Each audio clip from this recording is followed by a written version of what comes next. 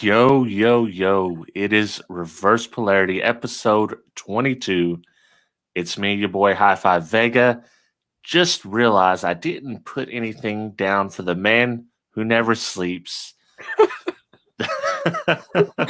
It's okay, man. The D-Wire wizard, the guy who got burned by WandaVision. What's up, Dean? You know, it's funny. So the original name of the DeWire ruler was the Ugly Wire Stick. I think that was the original name I came up with, and that was the first run of it. Said the Ugly Wire Stick, and Fernando was like immediately like, I don't like it. And then when we talked to Brian Schmidt at Mobile Solutions, and I said that, he goes, why don't we come up with a different name? And I was like, all right. I mean, and then Fernando's over there, and the two of them start talking. And I'm just like, oh, don't mind me. I'll be over here. And then they came up with wire ruler, and Fernando's like, all right, we'll put D on it just so that it's, and they're like, but we're just going to call it the wire ruler. It'll just, if someone owns one, they'll see the D. And I was like, yeah. As long as you get some D on it, that's all that matters, right? There's got to be something casually inappropriate about it at the very least. Yes. At the very least. Yeah. What's up, Scott? Appreciate it, bro. Oh, I saw those guys. That's Power Hog guys from last night, right? Yeah. They're just starting it. They haven't got it out yet. So yeah. I mean, I should have been editing, but I got roped into the Power Hog conversation. Yeah. So that's cool, man. Dude, more. It's cool to hear about people that are doing it right now versus just speculating about what's happening. Yeah. Oh, dude, that's a lot of work. I mean, that's good for them. Speaking of a lot of work, so John has changed his profile picture. I don't know if you can see it here. Okay, there it is. So we've got a lot of stuff to get into. Why don't I just flip it over? I just want to open the damn thing. I gotta be honest with you. That's how it is with those. That's how they be. That's how they be? That's how they be. Okay. Oh, wrong. I done the wrong one. That's okay. We'll get to that one in a second. Yeah. I'm gonna just sit here and keep opening this slowly. Yeah. All right. I'm gonna burp because oh my gosh, I feel like Haley. Okay, go on. Wait up. I have to make sure to share it with audio because you guys definitely need to hear this. Okay, so we bought the big bag. We bought the big bag. Mm-hmm. And everyone thought I was just joking about this. So let's just play it and see what happens. 1, 2, 3, 4, 5, 6, 7, 8, 9, 10, 11, 12. Not you. You're cool. You're right where you belong.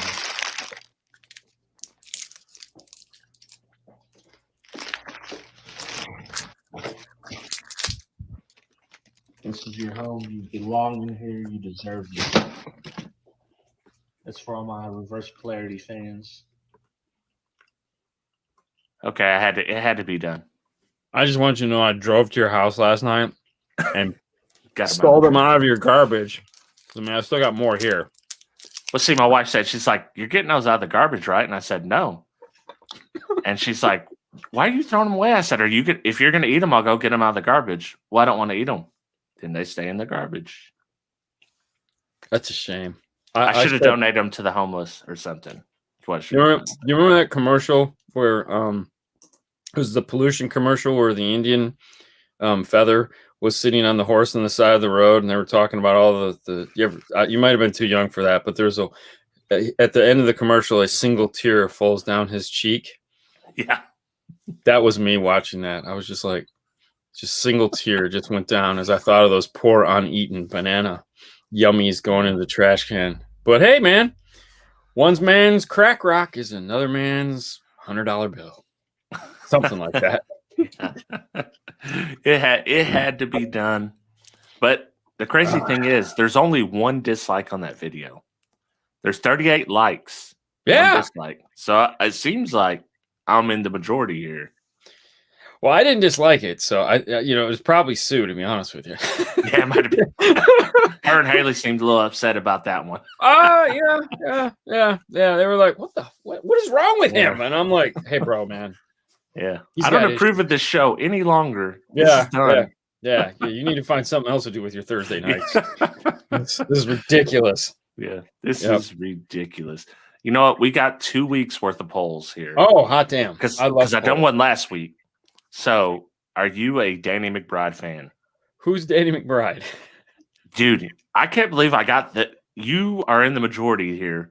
Like, they haven't really heard of him. He's done Eastbound and Down, Pineapple Express. I've seen Pineapple Express.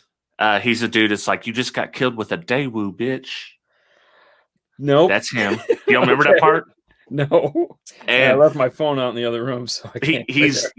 He's in a newer show called Righteous Gemstones on HBO Max. Highly recommend that one if you haven't seen it. Okay. But you are not in the you're not in the minority here. Most people didn't know about him.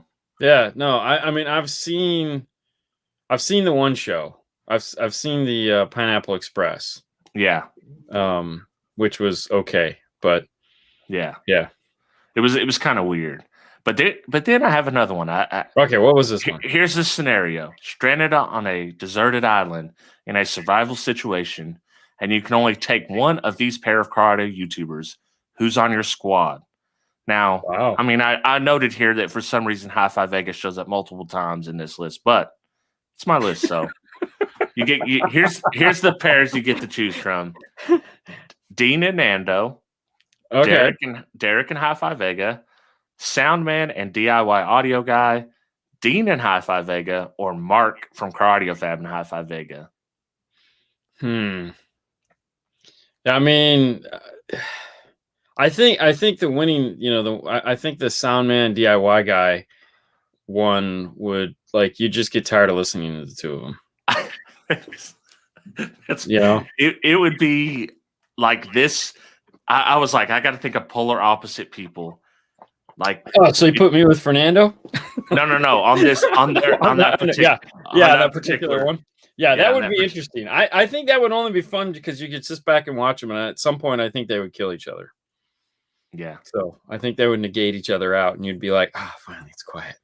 No, there you go. You and Derek could hang out on an island. There you go. Have some fun. Yeah. Well, it seems most of us just want us there for food because we're large. Yeah, that's true. Because Fernando is definitely not going to feed a family for sure. Yeah. No Kip and Hi-Fi. Yeah, that would be entertainment. Yeah, for sure. I didn't even think about it. I guess technically he's a karate YouTuber now since they do the live show every could be Tuesday. No, he's not a YouTuber. Yeah, not yet. Not yet. Yeah. Give him time.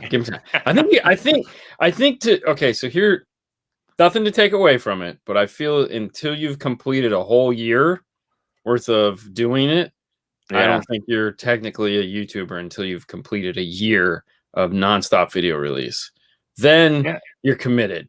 That's just my shitty outlook. Like, but because I mean, there's so many people that start this and they'll do it for a couple months, and then it'll like every other week, and then eventually it's like it's gone, and it's like, what happened?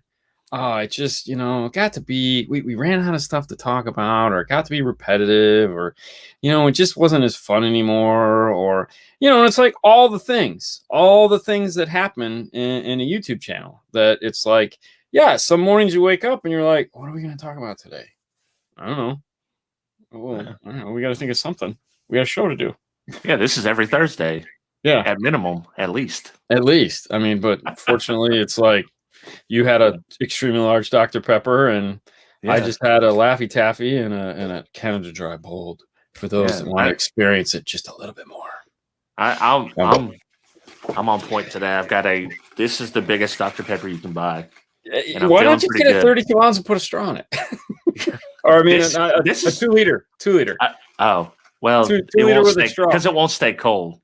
Like if it was half frozen, might as well. Okay, yeah, that's true. You got a lot of ice in there. So I wore the Mickey Mouse shirt today because years ago, my previous employer, this guy comes in and they have this conversation and they're backing and forth. And he was somebody that spoke with an accent, not my employer, the gentleman that he was talking to. And the phrase that kind of came out of the conversation that stuck with us for a year was me no Mickey Mouse around. And so everyone just thought that was the funniest thing to hear this guy say that. And it was like, so that kind of became the catchphrase anytime someone was like, no, me no Mickey Mouse around.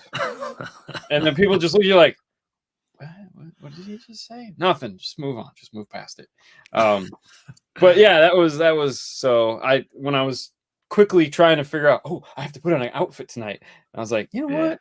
Plus, it's my favorite place. Obviously, everyone knows I go there quite frequently because it's close. And the one thing about Disney, I will say, if you're ever at Disney and someone calls you, if you simply say, and you answer the phone, you go, oh, man, I'm at Disney. What are you doing? I'm at Disney right now. Oh, no problem. I'll call you later. No problem. Because it's like, it's the happiest place on earth. It's the happiest place on earth, and the one place you can go where people just will not bug you. And I love that. Even though you go all the time, like, oh yeah, no, man, it's okay. Don't worry. I'll call you on Monday. Yeah. Okay. Sounds good. Just say that for everything. My buddy, he's got his own little trick. Hands full, can't text, hands full. He just hits you with one of those, like, okay, I see what you're doing. Full. Hands full. That's it. No, my outgoing message is thanks to all is something along. I haven't listened to it in a while, but thanks to all the call telemarketers and all that. If I don't recognize your number, I think you're a telemarketer. So leave me an actual message and I'll call you back. And then I'll get people that know they know I know what number it is because I talk to them all the time. They're like, what the hell, man? And they just give me shit. I'm like, okay, I was in the showroom and I left my phone in the install bay. Yeah. My bad. Oh, and I'm the worst about not leaving my ringer on, so I don't hear or see messages. I'm all over the place. But I do have a shirt that gives you extra install skills on today. Oh yeah, no doubt. That takes you up at least 3 or 4 points. Yeah, for sure. It takes me almost to an average level that one should be when doing this. I need one of those. Yeah. I need one of those really bad. Oh my god. I need those. I need that and a nap. And I think I'd be like, that'd be great. I could have used the nap today too. I could use like a week nap. I'm at that age where if I come right home from work and I sit in the recliner before I do anything else, I'll dip out for 20 minutes, man. Wake up like, whoa, what happened? See, I'm too guilty. I immediately do my routine is, and there we'll get to car audio. We're not there yet. I come home, I say hi to the girls, I go into the bedroom, I change in my running stuff, and I go running. So immediately, it's like the first thing I do when I get home is go running. And it's like even if it's like Monday night after the late show, or Saturday night for that matter, I still if we're not doing anything Saturday night, then I'm going running. And if we are doing something, I just feel bad about it because I didn't get to go running. It's like, and it doesn't matter. Like I have a certain minimum I'll do, but I don't care. It's like, I just got to get out and clear my head and do that before I can do whatever else it is I have to do through the rest of the night. You ever just have Sue and Haley drop you off and you'd be like, drop me off here and I'll run the rest of the way to the restaurant? No, because they absolutely don't want anything to do with me when I get done running. Like it's like, and I torment the hell out of Haley with it because I'll like walk in and I'll just like breeze past her like 3 times. Yeah. Like, would you, for the love of God, go get a shower? Oh my God, you stink like death. And it's like, whoa, calm down, crazy girl. She's like, no, you're touching my cup. Oh, why are you? Oh God, now I got to go wash my cup. And I'll be like, chill out, man. God. I will say that I think I actually smelt the last burp that Haley done on the Boring Live last week. Good? Oh, good. Dude, I'm not going to lie. I turned up the volume. I did that on purpose. I was like, I segmented those out and just kind of cranked the volume. I should have EQ'd them and had some real fun with it, but I wanted to get the show done. Oh, yeah. A little ASMR. Ooh. TV shows. Do you have Apple Plus? Yes, I do. Billie Eilish, they just released her autobiography for the last album, for this album that she put out. Yeah. Totally freaking watchable, man. Like, Really? Haley and I watched it on Sunday. It's like 2 hours and 45 minutes long. It's the whole year of creating that album that just like rocketed her into like the stratosphere. Yeah. You know, like shot it with iPhones. Mom was shooting, dad was shooting it, and then they brought some real people in and they finished it off. And holy crap, that girl is insanely talented. Her whole family is just. It was. Yeah, really, her brother's a producer, right? Oh my god, dude, he's like the shit. And he's a producer, and he's the only other guy on the stage other than the drummer. So he really? Goes, he's on stage with her because he's doing the keyboards, the guitar, and backup vocal, and probably everything else. You know, he's one of those guys that's just like, I can do anything, and you're like, you suck. That's like when Bradley Cooper done the whole what was it? Country thing. A Star Is Born. Like, dude, you can sing too. Yeah, like, why do you got to be good at everything? Yeah, go play Rocket. Yeah, asshole. But it was awesome to watch. I enjoyed it a lot. Put it this way: I started watching it before Haley got up. She comes out and she goes, "What the hell?" And I was like, "I didn't even know it was on." She's like, "Man, I was gonna watch this Friday, and I knew you'd want to watch it, so I didn't watch it." And I was like, "Why didn't you tell me?" I said, "Listen, I got some work to do." Because I was sitting in the chair, so sad. I was sitting in the chair, I had both my laptops out. I said, listen, I'm only halfway into this, so let me do my work. You get caught up to where I'm at, and then we'll just finish watching it together. And she's like, okay. And I'm like, how much easier does it get? Shit, man. So I watched it again. It was great. I have to check it out. I enjoyed it. And then the other one I watched, apparently I was into rock documentaries this weekend. Yeah. Joan Jett and the Blackhearts. What's that on? That one is on Hulu, believe it or not. And they shot it back in like 2018. And it's I think it's called I don't give a damn about my bad reputation. I think that's the name of the thing. But yeah, obviously my time, Joan Jett was the shit. But hearing the story of all the shit she had to go through to get to where she's at and just to be accepted, it was to me, that was pretty. There again, I'm a sucker for watching these rock band documentaries. I watch them all the time. And that one, both of those behind the music. Yeah. I love it. The old VH1 thing. Yeah. Did you watch the Beastie Boys? Oh, one on Apple? Yeah, that one was. That's dope. the only one I got Apple TV. Yeah. Well, I got it because I gave it free because I bought an iPad or something. They're like, yeah, you got it free for a year. Okay, cool. I think that's what happened. And all I know is the next thing you know, we had it, and I was like, Beastie Boys. That was the first thing I watched there was Beastie Boys. I just sat there like this. Yeah, that was pretty dope. It's funny because he's in the pet and not the Pet Penner. He's in the Joan Jett because either his wife or someone that they know, this girl that he's with or lady that he's with is was associated with Joan Jett because the music because apparently Joan Jett's also a producer. Oh, which I didn't know. But you find out because they had to create their own label because no one would hire them or no one would sign them. Yeah. So it was really cool. I enjoyed the shit out of it. All that shit just blows my mind. I'll have to check them out. I'm waiting on the last episode of WandaVision, but tomorrow, thank God, it'll be over. Yes. We'll find out what happens. If you guys haven't seen it, definitely check it out. Shout out before we get to car audio, Gene Nava. Appreciate it, bro. Yeah, you're the man. Way to go. We have car audio topic. We do, don't we? I forgot what it was because it was last week. Somebody had to go get their eye poked out. Yeah, it's back. Better than used. Yeah, that. Whatever you just said. It's bad habits in car audio. Oh yeah, that's right. All of them. This should be a good one. This should be a good one. Should I start? I've got a list here. Yes, go right ahead. Yes, I'm hoping you do because I had forgotten everything we talked about last week. This is a two-parter here. Okay. We have not planning out your system and not planning out your install. Two things in which you really want to upset an installer, show up with all your equipment and not a plan in which to actually have it put in your car. Like you show up with an amplifier that's this big and you drive a Prius, and you're like, yeah, just put it anywhere. Excuse me. And my answer to that is no. Let's go out to your car and figure out where we're going to put this monster, because there is no anywhere, as you call it, in this vehicle. Can it fit underneath the seat? I don't know. Maybe do you own the amplifier? Did you try shoving it underneath one of your seats?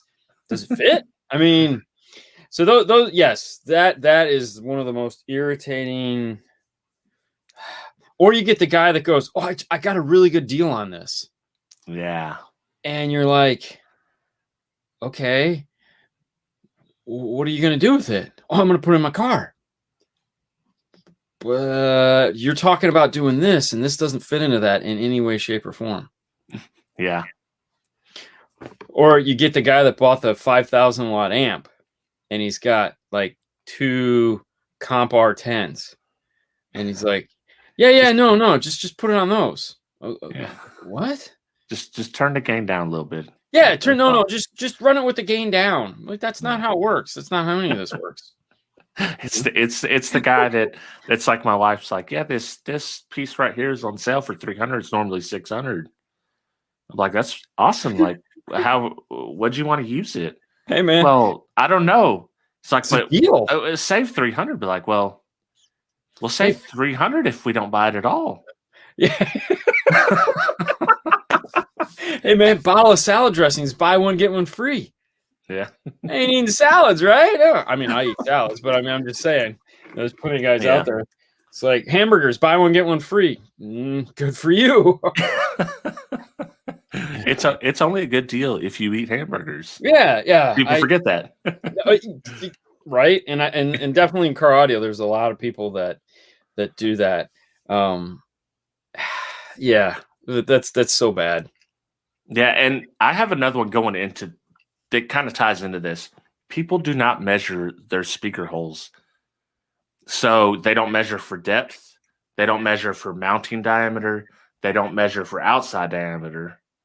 And sometimes you need to even measure on your speaker versus the factory grill that goes over it. A lot of times you got to cut that out anyways, but well, that is the number one problem that we get is that you get a speaker, whether we sell it to you or not, and somebody sells a bracket. So like, for example, like a Mustang. Mustang's a prime example of that. Mustang uses a standard, the whole pattern's exactly the same as an F-150, as a Focus, all those cars. They all have the same standard. But the Mustang speaker is like 1/4 inch thinner than all the other cars. So if you grab that bracket, whole pattern lines up. It's perfect. You screw the woofer in or the mid bass in, put the door panel back on, and you move on to the next one. Well, what's going to happen is that grill is now actually touching the foam surround or the rubber surround. It's touching that speaker. And when you turn it on, you're like, what the hell? And then you pull the door panel off and you look at it and you go, there's nothing wrong with that. Put the door panel back on, turn it on. Why does it keep doing that? It's like, because it's sitting on the grill or it's just crushing it. So, and naturally it's like, you find that out the hard way.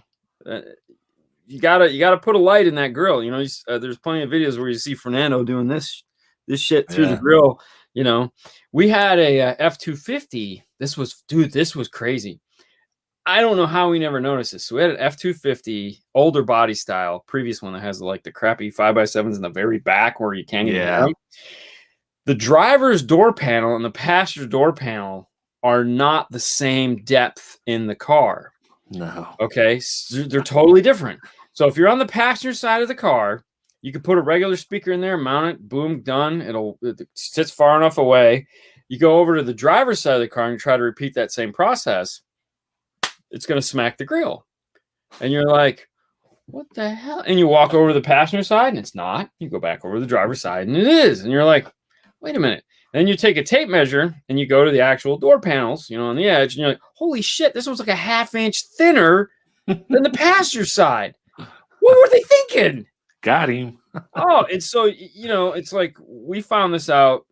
And most of the time, it doesn't matter. Like if you're doing an entry-level set of speakers, it's not going to matter. But if you're trying to put we were trying to put some T2 Rockford 6.5s in the front doors, and it's like they have to come out, and they weren't having that at all. So it's like, you know, you got the back of the door panel off, and you're literally just sanding down the back of the door panel because they have these ridges that go like this, and they're just stacked on top, and you're just sanding those down, and it's like you got that speaker pushed as far under that door as you can get it, you know, and you're just like making 1/8-inch rings and going one more. One more.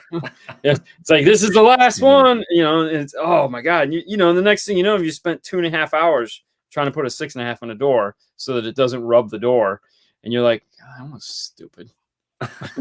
Why didn't we just sell them 5x7s? It would have been so much easier. Oh wait, they don't make a T2 5x7 coaxial. I seen on the video today where trimming the fast rings, which people forget about that too.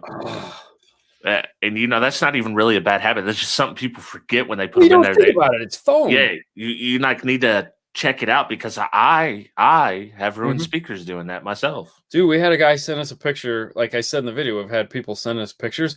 They sent us a picture of a brand new set of Focal Flax. They were 3 months old, and they were destroyed from hitting that foam. And it's like, how do you do that with foam? And it's like, then, you know, but you just see the foam is just sitting over that driver, and it's like, oh man, crap. Now, there are other products out there like Metra and a couple other people. They will buy them from the same place. They have a rubber, like a rubber version of that. That's kind of like this flanged piece like this. So as you put the door panel on, it just kind of like flattens out. But they only make them like, I think they have them more sizes now, but they just haven't caught on like the fast rings have. So yeah, it's not a lot of fun. Those seem like a good option. El Fuego. Hi-Fi CCA special grounding to the seat post. I've grounded to the seat post before. Everyone is grounded to the goddamn seat post. And then they sit there and they go, I don't understand. Yeah. It's metal. The problem is a lot of times it works. Well, it will work. There's no reason why it won't work. Okay. But the problem that you run into, it's like, all right, so you have a painted surface, then you have an anodized surface, then you have a bolt. And somewhere in there, you put a ring terminal, or you don't necessarily have to put a ring terminal on that. Some of them will drill into. I love it when I see they self tap into the seat rails, so they don't even go to the floor rail bolt. They put a whole new screw into it, and you're just like, yeah. But it's better if they put like 10 self tappers in. That's what I've seen on the memes, anyways. Right. So. There's a ground terminal out there. I know which one you're talking about. If you caught today's video, I show it briefly, and I said they give you a ground terminal, one of these. There's a name for it. I know the guy. He's an interesting character. We've met, we've talked, and he's tried to sell me on them very passionately. Tried to sell me on them, and I'm like, no. I can't do it. I'm going to stick with my, positive ground terminals that I buy, and like I've never had an issue with that. But I get, his argument is it's a bigger ground plane because it's this big flat pan surface. So you file off more area, and I'm just like, I hear you. I hear you. Could you make one of those big ones with just one hole in the center that's a little bit bigger, and then we'll talk. But I can't do 3 self-tappers. Yeah. Just can't do it. Well, just put bolts in there. There you go. Can't do that either. I just don't have it in me to do it. It's like, it's not factoring in your Deanness. That's the problem. Well, it's funny because like the first time I met him, the guy that brought him over warned him and said, listen, man, you're not going to get anywhere with this on this guy. And he's like, no, man, I've seen enough of his videos, man. He's cool. And I'm like, yeah, he's cool. But like, he's going to just be polite, and he's not going to be into this because it's not his style. I can convince anybody. Okay. They left us sample packs, and It did happen. Here, Paul, if you can sell them to your people, go right ahead. Do you guys call them Paul people?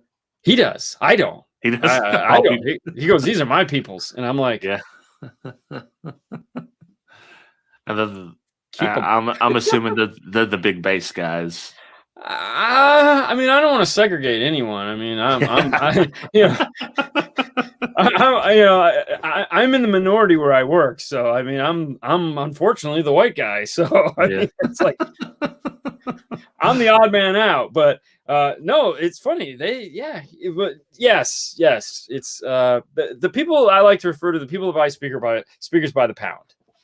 Oh, so we'll just say it like that, and he sells people by the pound. He's very Indian. He is from, he's Punjabi.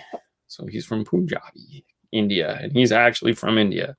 He moved here when he was 8, became a citizen, did all that crap. It's funny too, not to talk about it, but like I was fortunate enough when I started working for him, his dad was still alive, the guy that started all this. And it was this man's story. Like, I always love hearing the real struggles of people that come to this country to make their lives better, and just to hear, because we wake up every morning, we just take this stuff for granted. It's like, and that always screws my head because that's a joke and Disney thing. Anyways, we take a lot of our things for granted, that we just have these rights, these freedoms, these things, and these other people want them, and what they'll do to get here to have those in this struggle is just, his dad was just this, like I said, dude, you guys are missing out. You need to hire someone to write a book about this man's life, because just what this guy went through in his 80 years on the planet it's insane. It's insanity. But yeah, it was very nice. It was one of the great honors of meeting his dad and getting to hear his story. It was like, just, it was great. It was pretty cool. So yeah, American dream, man. Oh, totally better than that. So yeah, for sure. All right. I like just getting up though. It's way easier. It is. All right, what do you got next? I have another one. And if you look up in this top right corner, right? Am I pointing? No. This top right corner over here. Yeah. Light switch. Reverse polarity on your speakers. Yeah. Oh. People don't check it very often.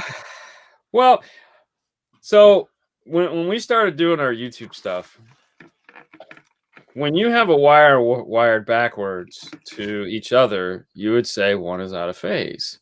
All right, that's what you called it. That was the term. Thanks to the internet, though, when you say two woofers are out of phase, you get all kinds of hate. The only thing I think you get more hate on is if you talk about soldering. But it's not, they're not out of phase, they're out of polarity. And it's like, do you understand the difference? It's like, yeah, I do, but it's like, it's just a term we use, okay? Like, we get it, they're wired up wrong. So technically, yes, we've screwed up the polarity. It has nothing to do with the arrival time. I totally understand what you're saying, but it's what we call it. So shut up. It's like they're out of phase. They can't be out of phase. They have to be out of polarity. They can be both, okay? Yeah. Who cares?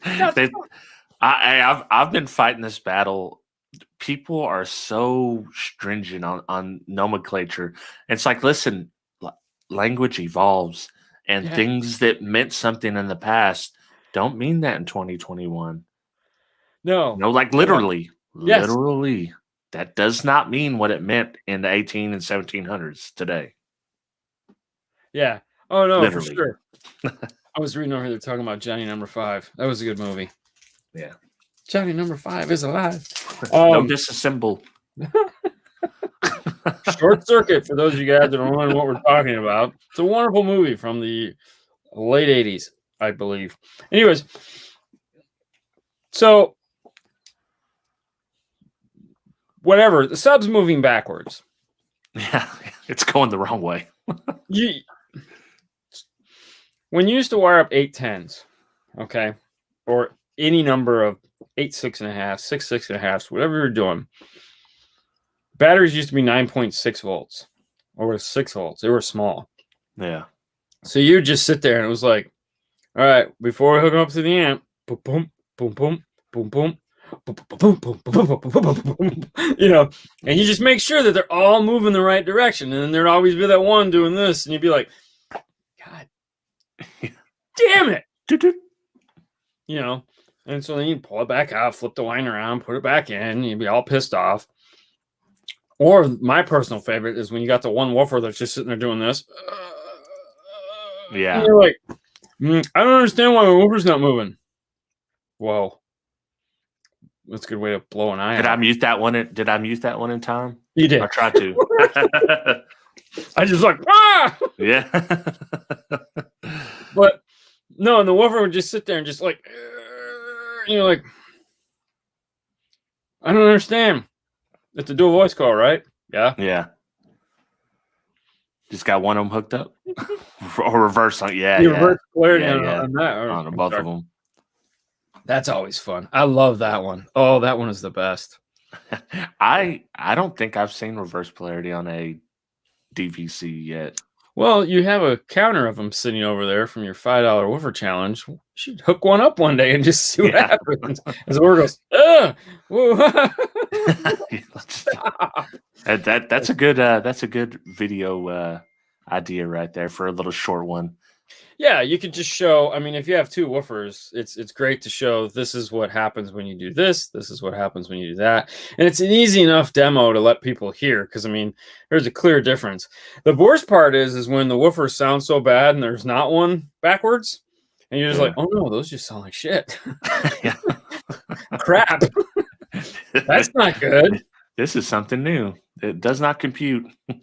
Oh, dude, did I mention the silicone bag? Did we talk about the silicone bags? Yes. You left them in the speaker. Yeah. Okay, good. That's not bad. But we've been doing more of those recently because those boxes are available, and Paul just seems to be like, I'm going to sell these 8s. And I'm like, oh, great. So Fernando today he was taking, or yesterday he was taking one out, and he's pulling out and goes, why would they do this? This is so dumb. You crack, throws it on the floor, and I'm like, oh man, chill, little man, chill. What are they trying to keep fresh? I do want to know this. Well, what needs to be kept fresh? Containers of, I don't know, whatever. I guess so. Unless they just who knows? The best is when you open the product and it smells like bug spray. And you're like, dude, what the hell? Oh, never mind. Oh, have you ever ordered like a mattress online? No. Like one of those the roll-up ones? Like the purple? They send them in a box. Yeah, like purple or Casper. I ordered one for my son. Those things smell terrible. Really? Air them, if you ever get one, air them out in the garage and then bring them in. Pro tip. We just had to buy Haley a new mattress. That was amusing as hell.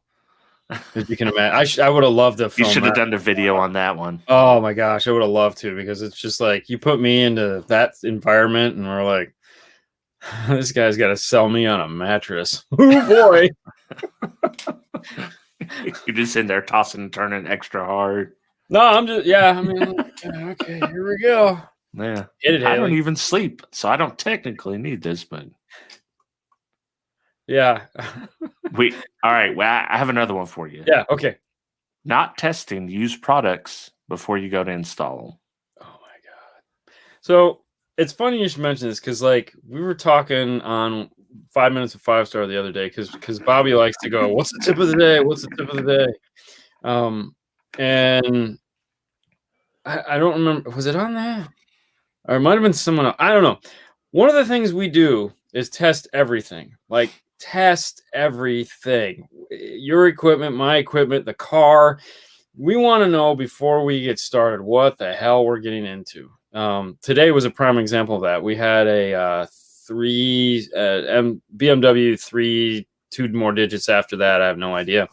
And it was a new kit that we just got in that we've never done before, and it involves relocating the factory radio into the trunk, which immediately just sends up red flags in my mind, because it's got that stupid little controller in the center console and the screen up top, and they want to be able to retain all that crap. And I'm just like, oh my God, and it's like, it's a spiral audio product, which is basically Connects 2 out of Europe with the new sticker on it, and the instructions thrown away. It's so stupid. So naturally, the first thing we do is it's like we unbox and unplug and pull out all these cables and we test everything. It's like it's going to sit in the front seat of the car and we're going to test it all. And we tested everything, make sure the steering wheel controls work, make sure the lights work, make sure the climate control still works, make sure everything works. And in the process of doing that, we found out that even though it says it will generate a reverse trigger, it doesn't generate a reverse trigger. So there's no reverse trigger going on. And we're putting in a backup camera. So that's a big problem. And the reverse trigger is at the light. That's it. That's where you get it. So, if we would have not tested that, we would have got this car and we got to pull this whole freaking car apart to put a radio on the dash because I mean, there's just it sucks. It's like a 4.5 hour install to put a radio on this thing. So dang. I'm like, what did she want? It's like, one backup camera. I'm like, why didn't we just put a backup camera in it? Why? She got a screen. We could have put yeah. Anyways, just put a radio in it. It was it's ridiculous. But that not testing before you start is going to cause a lot of problems. A lot of installers, when Chrysler switched to the load resistors to power up the amplifier, the load resistor protection built into it, which is like we talk about a lot, the audio control LGDs, which is the load, it's the resistor that you put on to mimic the load that the speaker would supply the amplifier with, so that the amplifier sees that and will turn on. If it doesn't see a load, it thinks it's a blown speaker, shuts the amplifier off to protect it. Well, when that first started happening, nobody knew that. They were like the first people to do it. No one had ever seen that before, knew what it was. And so you'd be, this one shop was calling me and they're talking to me and they're like, dude, it was the damnedest thing. And I'm like, what was happening? Like we turned it on and it played. We disconnected the speakers. We hooked our stuff up, turned it back on again. Didn't play. And I put my speaker on it and then it played. And I took my speaker off, and cycled the ignition. I was like, wow, that is so weird. It's almost like it needs a load from the speaker to stay on. Yeah. But no one knew. This was like total new shit that no one had ever thought about. And people weren't smart enough, because we'd never done it before, to put just a load resistor on it, or a resistor at that point, just to see what happens. One of the things that when we went to audio control, talked to them about was, they literally just got the schematics for the amplifier, and the engineer just went through it to see what chip they used. And then he figured out that chip needs to see this load. And that's how they created the LGDs, was just because they dissected their amplifier apart until they figured out, okay, this chip needs this, and their problem solved. But testing stuff is the most, because nothing sucks worse than getting done with a job and something doesn't work, or you got fake engine noise, or it didn't have DC offset and you didn't run a remote turn on wire, and it's like, oh my god, I gotta pull all this shit back apart again. Yes. But putting in a broken amplifier is the bane of all existence. There's no question about it. That's probably the worst. Yeah. We'll get an amplifier every now and then. We don't get them much anymore, but I've gotten amplifiers handed to me where it's like, I'll go, like, did anybody smell this? I mean, seriously, like, you booked the job, you took the car, you didn't go, I mean, it stinks. Oh, we'll test it anyways. I don't need to. Smell it. All right, no, I'll test it. It doesn't work. Oh my god. How is that possible? Hey, I will say that I just recently didn't run a remote wire because I was going to use DC offset. And guess what didn't work as good as I thought it would? The DC offset. Was it one of those factory radios with the Class D amplifiers in them? Yep. Yeah, BTL amplifiers, man. Yeah. Get you every time. So sometimes I like to learn all my lessons the hard way. So. Yeah. We always run a remote turn on, whether it needs it or not, just because we've been burned enough times on that one that it's like, yeah, no, we're not going to screw with that. Yeah. Especially, popped all the panels back out. Yeah, it was awesome. Yeah, and the sucky thing is on some amplifiers, this is where you really got to pay attention to your amplifier manufacturers, is that if they have an on-off switch for that, The new, prime amplifiers from Rockford, the new R2s, they added in a toggle switch for that, so you can turn it on and off, signal sense. Because some amplifier manufacturers, if you hook up high level, it automatically will only allow you to use DC offset. Oh no. Yeah. So it just shuts off the remote turn on. So if you have that problem where it's like you're not getting a real DC offset because it's a Class D factory amplifier that is doing some dumb shit, then the amplifiers start turning on and off, and I'll just hook up a remote turn on, and it's like it doesn't even look at it, doesn't even know. So now you got to go external high level to low level adapter, so that you can turn that off and go in through the RCAs, and then it'll work. It's like that was one of the reasons years ago we only ran we were using the pack LP72s on all our installs. Yeah, and people were like, "Why do you guys always use these? These have high level to low levels built into them. You shouldn't be using them. You don't need. You're just selling people shit to sell it." I'm like, listen. First off, shut up. Second, breathe. Third, I do this for a living. There's a reason for everything, and I can tell you right now, it's not because I want to sell them a cheap ass high level to low level adapter. All right, so calm your tits. All right, and then it's like, this is why we're having this problem, and this is what we've done to fix it. So chill out, okay? Because you can assume that if you've seen me do it more than once, and I clearly have, there's got to be a reason for it, because I don't do anything just to do it. It's not. Oh, it wasn't the dollar you made off the line output converter? No, hell, most of the times it's just like, yeah, give me a break. Speaking of which, Scott says using cheap line output converters, expecting good sound. People do it. A lot of people do it. So speaking of cheap line output converters, this was one of those aha moments where we just kind of both smacked ourselves in the head. So one day Jeff Smith's in the install bay, and we're just talking about shit like we always do. And like, if you caught Saturday's show where he and I where he was talking about that, and I was politely just keeping my mouth shut so that he could talk, and because I knew that's what people were there to hear him. Yeah, how to do that. But when we would talk, it was kind of funny, and we would make each other laugh.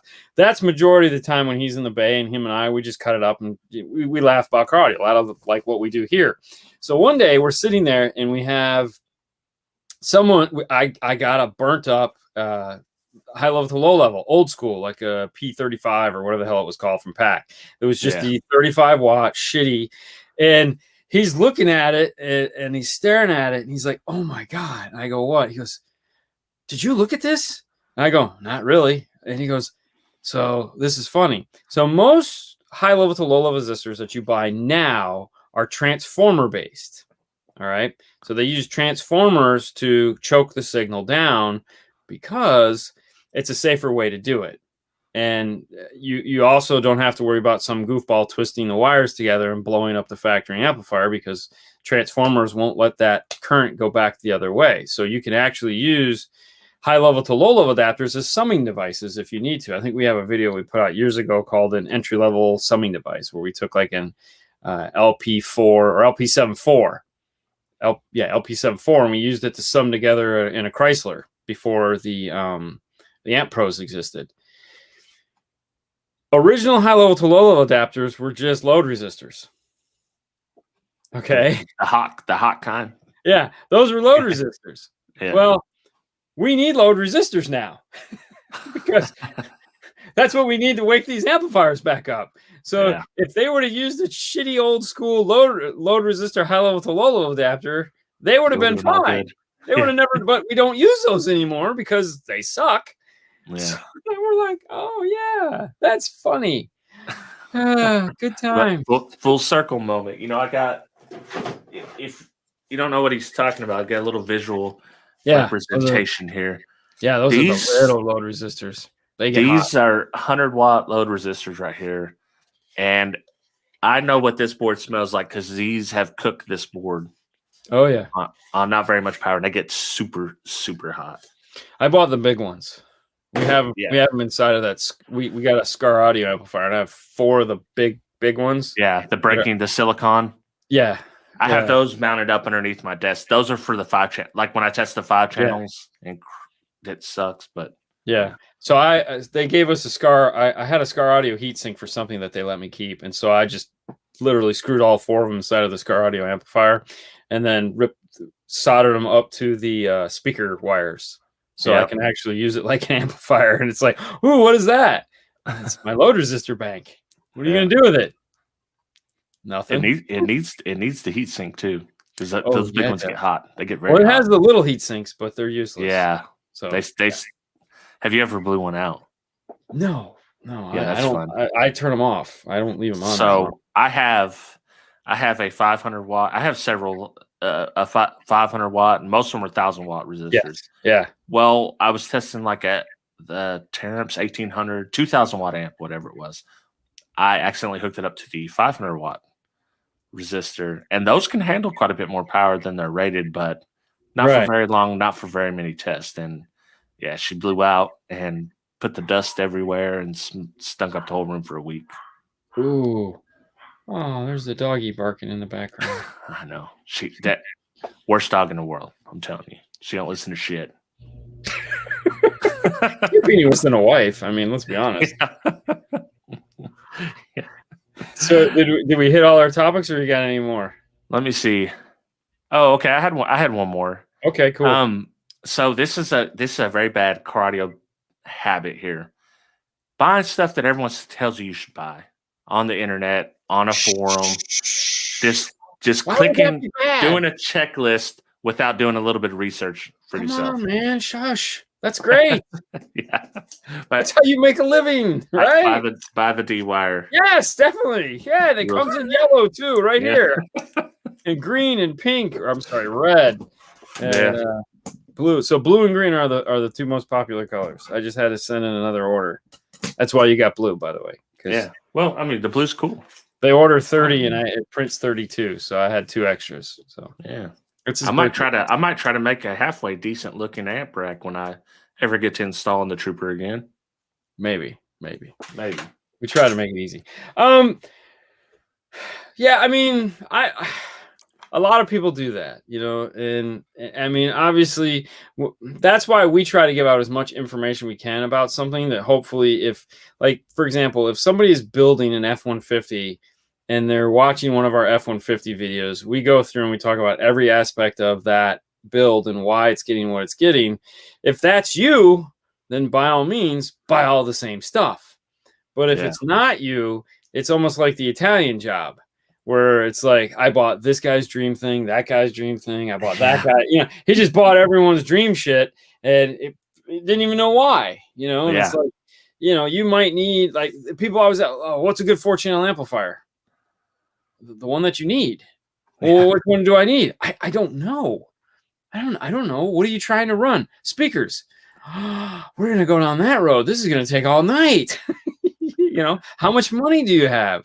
I got like $100. Okay, well, find the biggest one you can for $100 and rock on. I mean, it's not. It's what it is. Yeah, well, people get caught up with like so they see a system that's got the Pro Style mids, the bullet tweets, or they see a 3-way system, and they're like, well, I don't really have room for a 3-way. You think I could get away with the 2-way? Yes. Most people do that. It's like, what you just buy what's best for your system. Yeah, but and there again, and they might not always know what's best for their system either. That's where I was going with that. I mean, I have 30 years of doing this, so there's a couple good years there that I've designed some pretty decent stereos to go in people's cars. A couple good years, but so we've had our hands. Like, some people say, why don't you talk about this brand? Why don't you talk about that brand? I don't get an opportunity to play with those brands, so they're not on the forefront of my mind. When we do, then yes, we will talk about them, like Audio Frog. I love Audio Frog. I love the product. It's great. I love Andy. I love everything about the company. The speakers are amazing, and it's a lot of fun. We don't sell them, but that's okay. There's a lot of products out there that we don't carry.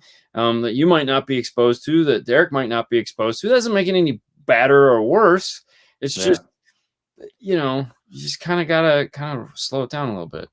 Well, I get that a lot too. Like, well, I've seen you tested this and this. What do you think about the Audison or the Hertz or the Audio Frog? And I'm like, well, I'd love to have an opinion on those, but I haven't used those personally, so I don't know. I don't know what to think about them because I haven't used them.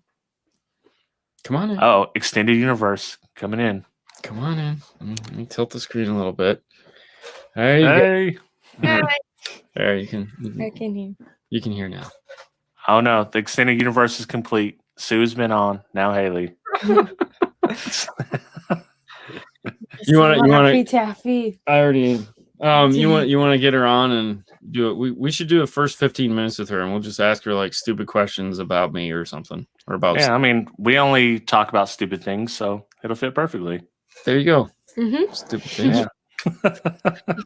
And I'm sure these knuckleheads in chat have a million Haley questions. All right, so maybe we'll set that up for 1 week and then we'll get her on. The Queen of Quad. The Quad Queen. That's Ooh. me. Ooh, which reminds me. We got stuff to talk about. Boring Life for the win. Yeah. Yeah, I got a phone call today. You're going to be excited about it. I can't tell. Radio. And so much more. Oh, man. Bye, Yeah. everyone. Bye. I'll let you get back to it. Oh, Bye, thanks. guys. All right. We'll send the rest of those banana Laffy Taffies. Don't you worry. Oh, yeah, they're sitting on it. There's some. Oh, yeah, dude. That's what she was in here. I was like, Yeah. sorry, I ate some. He didn't eat dinner, so he's eating his dessert first, his candy. And Well, actually, it's funny. There was some food in the refrigerator, but it's like her leftover stuff, which that is a constant. I have a two-day rule. If you don't eat it in 2 days, it's fair game. So that's a generic dad rule. I mean, yeah. It's like that's just the way it is. Like if it's sitting there, I give you 2 days to eat it. If you don't eat it, I'm eating it. Yeah, and if there's ice cream, yeah. Oh man, it's a touchy subject. Yeah. I'll be like my wife. I can't believe I made some kind of cake that she likes. It might have been a strawberry cake with strawberry frosting. Oh, that's your wife's favorite? Yeah. You're shitting me. No, that's her favorite. That's and I ate the last piece favorite. after work. Wow. But I didn't know. I didn't know because I get off work at 3. She gets off work at 5.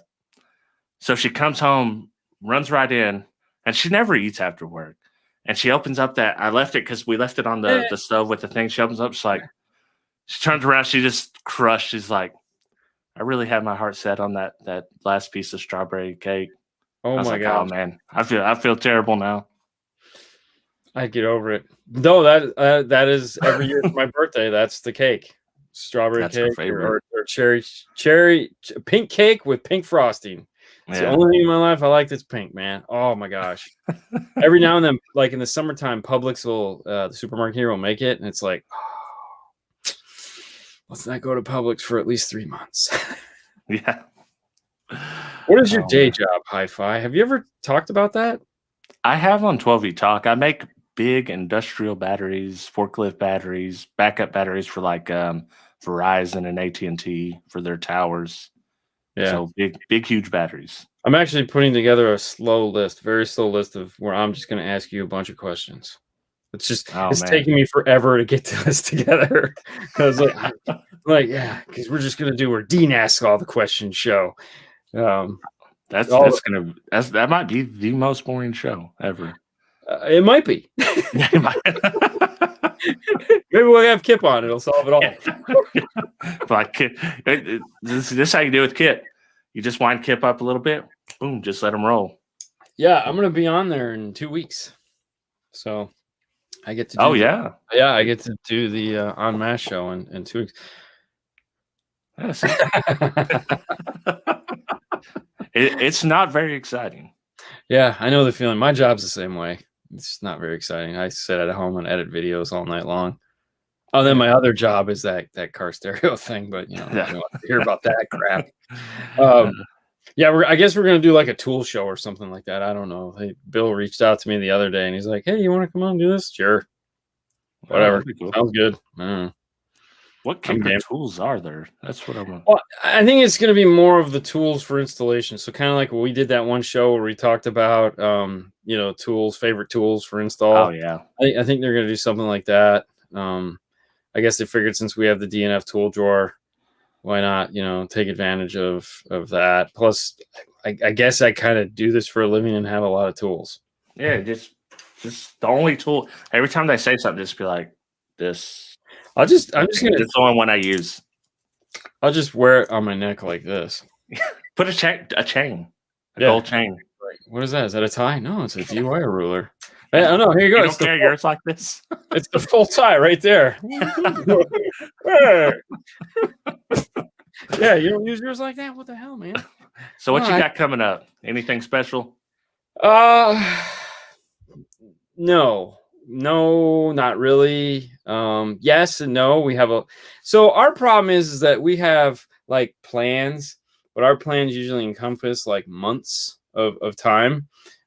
So we have so much stuff that we have that is just like working its way in and out. But yes, there's nothing to get excited about other than there's always something to get excited about. So I guess I like to think of it as like we're excited about 2021. Like there's so much stuff that has the potential to come that it's great. But getting through the mundaneness that is right now is our main problem. But you have like what, a $450 system or some silliness like that? Yeah. I have the ultimate budget stereo. So $450. I can't wait to be totally disappointed by this. I don't think that you will be disappointed, but some people may be disappointed. Okay. So there's a podcast that I listen to by a couple other industry guys, and right now they're doing the $3,500 system design.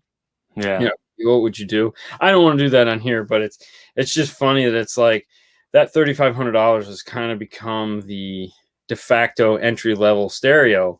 Like if you're serious, it's like I want to build something that sounds good. $3,500 is kind of like where it's at. That's kind of like the sweet spot to start building a really nice. Are they talking stereo. about like installing everything or just the equipment? No, the install. So I mean, the reality is you're going to end up having to spend more than that to get the dream system, but for $3,500, you can get into a pretty nice stage one system. But that's minus the head unit. So minus source unit, that's just equipment, tuning, installation, sound treatment, all that other fun stuff. So that's one of those weird things that in the 90s, $3,500 one amplifier. I know, right? That that'd be good. We should have like what you can expect to get for this much installed, what you can expect to get for this much installed. Wake people up a little bit. I mean, it's a little monotonous. So so for me, it's like that has always been our stick is we don't know any of the pricing and we don't talk about pricing because it's so easy to. It's like so I always look at it like this, like when Kicker talks about retail or something like that, and they're like, it's $4.99. Well, immediately someone's doing this. I found it for $3.99, which they wouldn't. They'd find it like for $4.29. And like, I found it for $4.29. Why are you saying it's $4.99? Well, it's like that's like MAP or whatever they want to call it. Full boat, as they like to say. And so it's like I don't want to get into that discussion of what a manufacturer wants it to cost and what it's costing in the real world because there can be such a divide between those two, and then and there's this really cool thing that is now online, as it were, and it's called Google. And you can type anything you want into it, and it'll spit you out some form of an answer. And it does great things. Like when you want to know the price on something, it's like it'll Google and give you like 10 prices on this one product from 50 different places. Yeah, let me Google that for you. Yeah, it's like that is like the one question I always look at and scratch my head and go, really? Yeah. Like you couldn't just like, okay. I can understand it on some old school stuff. People don't know. Yeah. Like read like when new Derek, stuff. I mean. Yeah, but I mean, I think Derek he figured that out in his videos because it's like he'll go to his price catalog and say, in 1990 this amplifier was $899 retail. So don't ask me. And that's the only reason why it's in there. I can tell you right now. He just learned that he needs to put that in there. Yeah, you got to do it. Those People want to know. Yeah, I mean, most people want to know what they could sell it for now. yeah, It's like, hey, when you're coming with that, go to eBay sold listings and yeah. Whatever. Well, so is that what you got coming up? Is the cheap video or the cheap car audio system video? I've got that coming up, and I've got a build off going against Toyd and DIY Audio Guy. Really? Yeah, we haven't announced what we're building yet. Okay, but it's gonna be a thing, and we're gonna have a fan vote, so that'll be fun. That is cool. Great idea. Yeah, and it's a popularity contest, so I mean, that's what all voting is online, right? Popularity contest. Yeah, I'm trying to rig it, man. Why not? Okay, yeah, I'm all for it. I mean, you got my vote. I'll make it suck. Yeah, yeah. It's funny. I was just while you were saying, I was like, we should do like me wiring up an amp and Fernando wiring up an amp. And I was like, wait a minute, no, because if he doesn't wire it up like I wired up, I'm gonna kill him. It better be better than mine. Screw that. It better look identical. And that's the funny thing is that like our two installs will look the same when we're done because no one should be able to sit there and go, oh, Dean wired that up. Oh, Fernando wired that up. No. They need to look the same. In every act, because though it seems that way, like I do all the amp boards, it's not the case. He'll do them too. It's just he has to make them look the same. So he's over there going. Well, he did. Nando, he broke my wife today. I usually watch YouTube on the TV in the living room. Okay. She'll be working on her crafts or playing on her phone. And when he said, "I know what I need to get this off," a step stool. I just heard her. She busted out laughing, and I was like, "What? What's so funny on your phone?" She's like, "No, he said he needs a step stool because he couldn't reach it." Dude, when I saw that last night during the edit, I was like, "I gotta leave that in." So good. That was great. Oh man, because that video really sucked. Because like if you caught the day before, we lost a bunch of the audio because the little the I Might Go or whatever it was broke on us. Yeah, which really just pissed me off. But luckily we caught it for the next battery change because I was like, hang on, let me listen to this audio because we had another video that it did it on. So that microphone, of course, is been destroyed. But yeah, that sucked. I was because he did a much better job explaining it the first time, and then the second time where we actually had audio, he was like, "What do I need to say?" And I was like, "Everything you didn't say before." And then he didn't. I was like, "Ah!" Yeah, the first take, man. It's always about the first take. If you can't get it in the first take, forget it. It's never gonna happen. Yeah, I'm like, it's never gonna be as good. All right, guys. So, thank you so much for tuning in. As always, we hope you guys had fun. Don't worry if we didn't talk about enough car audio stuff this week. We will talk about more next week.